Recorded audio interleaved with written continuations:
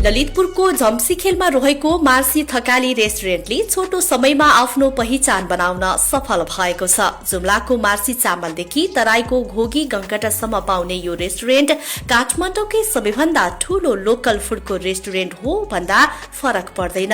छोटो समयमा चर्चित व्यक्तित्वहरूदेखि कलाकारहरूले पनि निकै रुचाएको यस रेस्टुरेन्टमा नेपालको विभिन्न भूभागको चर्चित खानेकुराहरूको लोकल स्वाद पाउन सकिन्छ, जसमा दाङको बधिया भाले, जसलाई खसी पारेको भाले पनि भनिन्छ, कालिज, बट्टाई, लोकल भाले, लुइचे कुखुरा, च्याङ्ग्राको सुकुटी, खोलाको असला माछा, ट्राउट माछा र अन्य माछाका थुप्रै परिकार पनि पाइन्छ। खानाका पारकीहरूका लागि मार्सी चामलको थकाली अलावा नर्मल थकाली, ढिँडो लगायत अन्य खानाका उत्कृष्ट विकल्पहरू पनि छन्। विशेषतः नेपाली खानाको रेस्टुरेन्ट भए तापनि खानाको विकल्प खोज्ने ग्राहकहरूलाई मध्यनजर गर्दै यहाँ पिज्जा, बर्गर लगायत 200 भन्दा धेरै खाजाका परिकारहरू पनि उपलब्ध गराइएको छ। मार्सी थकाली रेस्टुरेन्टलाई सम्हाल्दै अघि बढ़िरहेका म्यानेजर मधुसूदन ढकाल भन्छन्, हामीले क्वालिटीमा विशेष ध्यान दिँदै फरक र उत्कृष्ट स्वाद पस्किरहेका छौं। झट्ट हेर्दा पनि यो रेस्टुरेन्ट अरूभन्दा भिन्न र उत्कृष्ट देखिन्छ।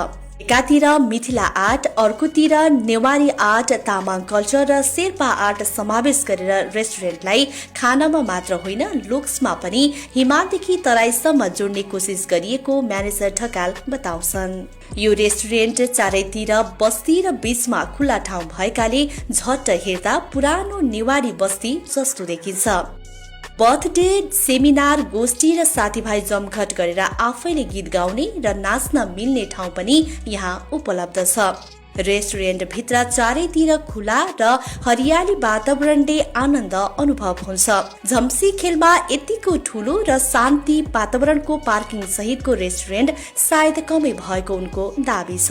म्यानेजर ढकालका अनुसार यहाँको खानामा रेडिमेड बाहिरको प्याकेटवाला नभई आफ्नै मसला प्रयोग गरिन्छ। यहाँको थकाली खाना विशेष हुनुको पछाडि अर्को कारण पनि छ, त्यो हो यहाँका कुक। मुस्ताङमा 17-18 वर्ष थकाली परिकारको अनुभव भएको कुक भएकाले पनि यहाँ थकाली खानाको अथेन्टिक स्वाद पाउन सकिन्छ, उनी भन्छन्।